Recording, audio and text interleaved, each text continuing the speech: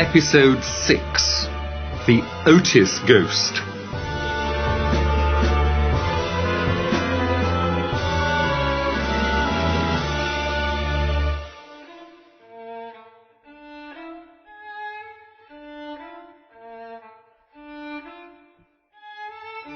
The ghost was very upset. He stayed in his quiet room and did not come out at all, except to make a new bloodstain in the library each night. However, after a few days he felt better and decided to try to frighten the Otis family again. That night there was a terrible storm. The wind shook the doors and windows of the old house. The ghost was happy. He heard the family go to bed, and he waited until the house was dark and quiet.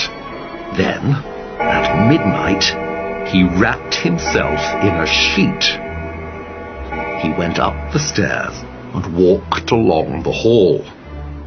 He decided to scare Washington first, because he was angry with Washington for cleaning up the bloodstain. The ghost waited at the corner of the hall outside Washington's bedroom. When he heard the clock strike midnight, he smiled and turned the corner. Suddenly he screamed and covered his face with his hands. There was another ghost in the hall. Its head was bald, and its face was round, fat, and white. It smiled a horrible smile, and a red light shone from its eyes. There was a sign on its chest, but the Canterville Ghost was too frightened to read it. He ran back to his room, falling over his own sheet as he raced down the hall. When he got to his room, he jumped into bed and covered his face with the covers. But after a while, he felt brave again. He decided to go and talk to the other ghost as soon as morning came. After all, he thought, 2 ghosts are better than 1.